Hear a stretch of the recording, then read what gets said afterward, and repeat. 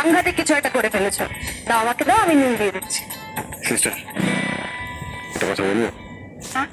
এবার থেকে তুমি আমাকে দাদা বলি দেখো। এখানে মানুষগুলো কেমন অন্যরকম, এদের মধ্যে থাকলে কত কষ্ট ভুলে থাকা যায়।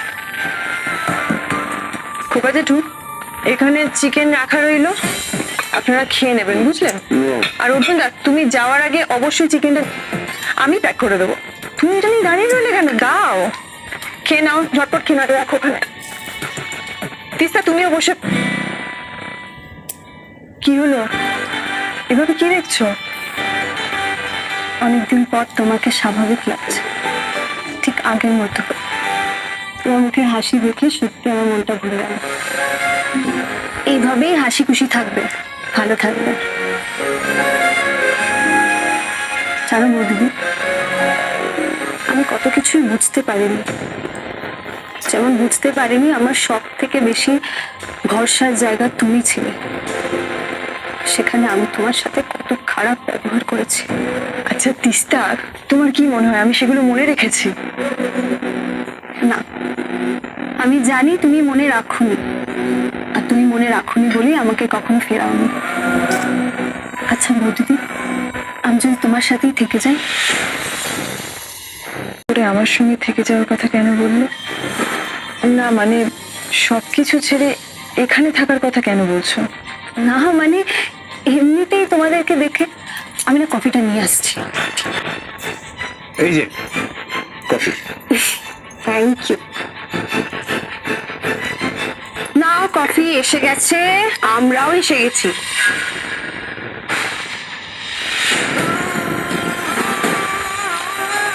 একদম খাবার সময় চলে এলাম। গুড মর্নিং বলার বদলে তুমি সরি বলছো। তুমি না মা, হ্যালো, গুড মর্নিং। সকাল সকাল আপনারা? কি ব্যাপার ভিক্টর? আসলে তিস্তাকে বেশিক্ষণ ছেড়ে থাকা যে কতটা ডিফিকাল্ট, তাই ওকে নিয়ে যেতে এসেছি। না, তুমি এরকম করলে কেন?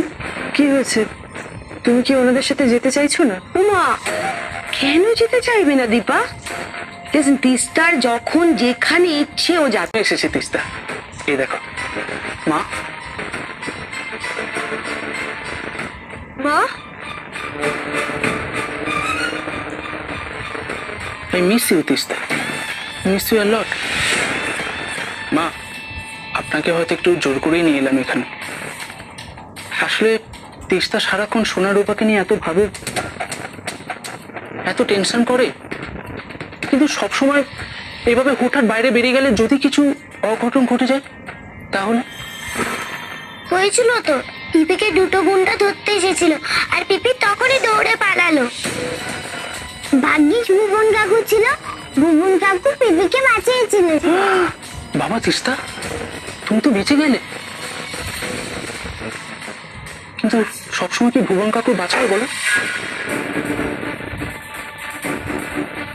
তিস্তা, কি হয়েছে আমাদের বলো। সকাল সকাল এভাবে তোমাকে নিতে এসেছে, কিছু তো একটা ব্যাপার আছে।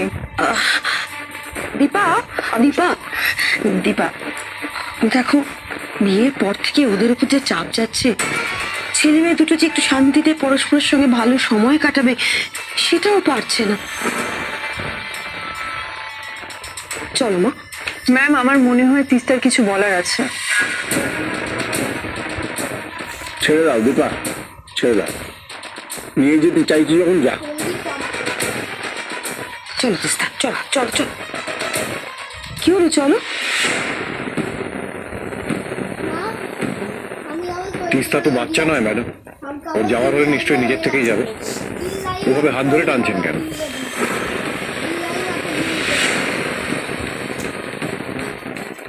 এইভাবে আমি লিখতে বলি না, পর পর লাইন ধরে লিখতে বলি, পরে যখন অনেকক্ষণ ধরে লক্ষ্য করছি।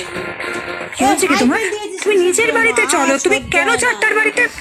চারটার বাড়ি কাকি? পর পর লিখতে দাও। তিস্তা এখানে। প্লিজ দীপা, তুমি এর মধ্যে ঢুকো না।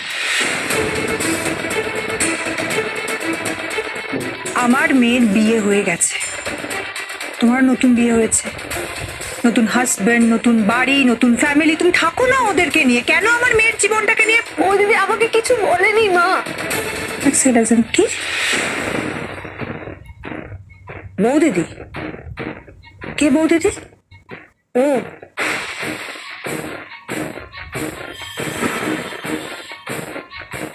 হ্যাঁ, এক্ষুনি হলো, বলতে পারেন হঠাৎ করে হলো। আপনার মেয়ে আমাকেও দাদা বলে ডেকেছে, তাহলে দীপা তো ওর বৌদিদি হতেই পারে, তাই না? পদ্ম আজকে তো শিকারি ফ্রি পান ব্যানার্জি বলি শিকার হয়ে যাবে গীতা এলএলবি।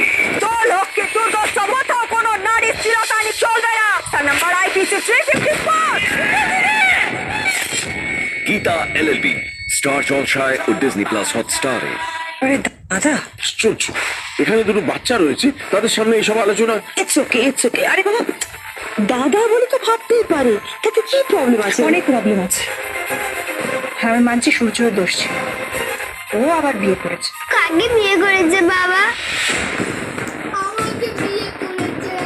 ইঞ্চুকুটি, তুমি কাঁদবে না, একদম কাঁদবে না।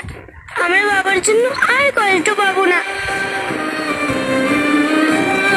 না না, ঠিক আছে বাবা, আমি ঠিক ম্যানেজ করে চলে যাবো, তুমি এত ট্রাবল নিও না। না না না না না ভিক্টর, এখন করবো তো আমাকে কান্না থামাবি না? এতবার করে বলছি, আমার তোর চোখে জলটা থেকে যেতে পারবো না তো আমি। আমার কষ্ট করছিস এরকম করে। তো আমার দিকে টাকা ডান, একটু ওয়েট করতে হবে। তিস্তা, তুমি এরকম কেন করছো? তোমার মা কি ভাবছে বলো তো? এবার তো সবাই আমাকে ভুল বুঝবে। তোমার মা ভাববে বোধ হয় আমি সারাক্ষণ তোমাকে মারিটারি।